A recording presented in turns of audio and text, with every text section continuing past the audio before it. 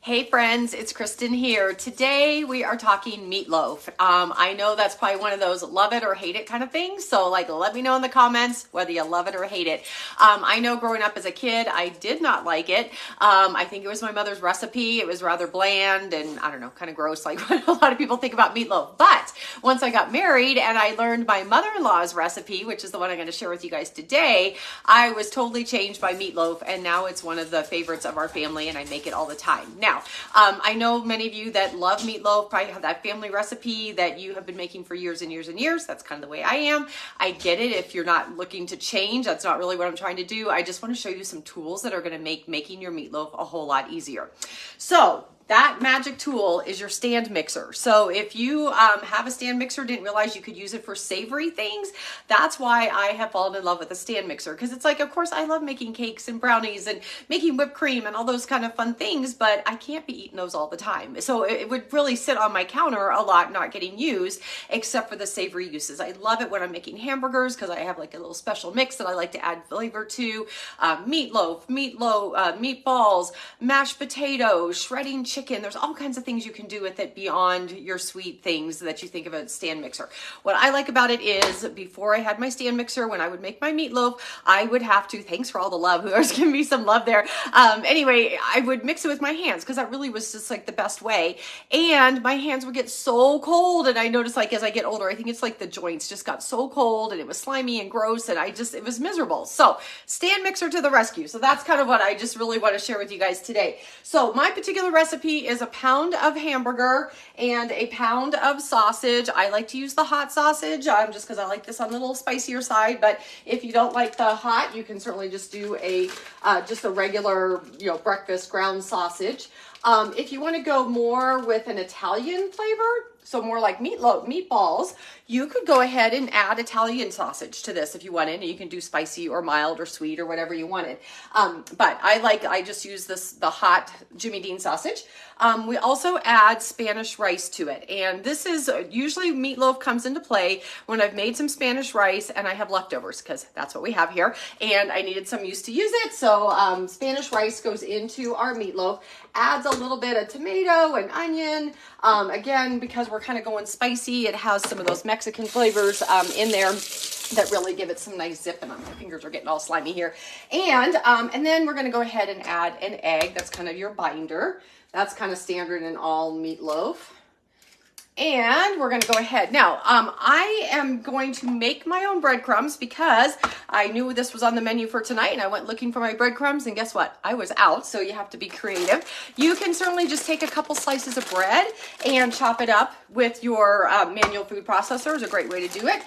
You could take croutons and do that, but I found I had some dressing, the breadcrumbs from dressing in my cabinet as I was looking for those the breadcrumbs. And so I thought, well, you know what the heck? This is basically dried out bread, just like breadcrumbs. And I'm going to go ahead and use the manual food processor to crush them up. So the whole idea behind this is, again, use what you have, be creative, and then use the tools that make it easy. So I'm just going to give that a little pump there. And it starts to crush them up. And I want them to be pretty fine, just like breadcrumbs. But if you wanted them not so fine, you would not have to chop quite as much there. That's looking pretty good. There we go. And now this is the same idea. If you need like graham cracker crumbs for a crust, or you wanted to crush up some cookies for a crust or whatever, you could do the same thing. So that's about how much I need. I'm going to kind of eyeball it. I say I need all that. I'm going to go for it. Anyway, and then because this is already dirty, I'm going to go ahead and chop some fresh onion, have that on hand as well. If I didn't have fresh onion or I didn't want to get another tool dirty, I would just use like the 3 onion rub from Pampered Chef because that's like super good and easy to do. But we're going to just, because it's already dirty, we're going to chop up some onions. And you're going to just see how easy this is. And you notice I'm not crying. Love that part of it. And look at that, just a couple of chops and it's chopped up. If you need to go finer, if you have people that you need to hide onions from, you could chop that even finer so that they're not going to see it. But for onions, I don't mind a little crunch in there or having, bigger chunks in there. Okay, so that's going to go in there. And that might be kind of heavy on the onion, but I don't think it's going to matter. And of course, we're going to add some salt and pepper to this.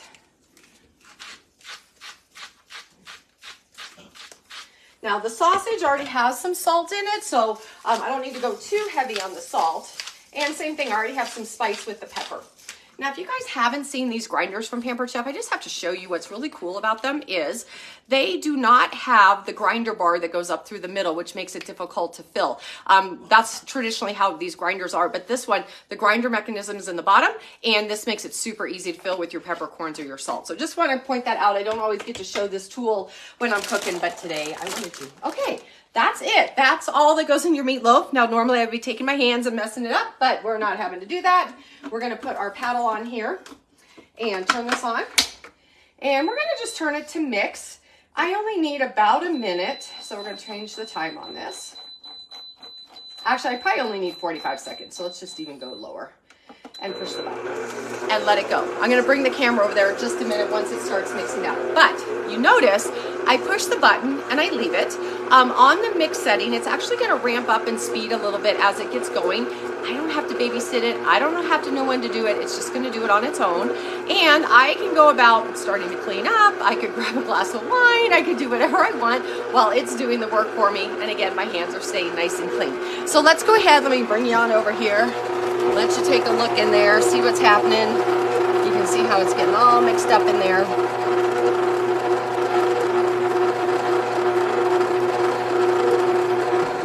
And set you back up. Sorry if that got you kind of drunk as I moved you through the kitchen.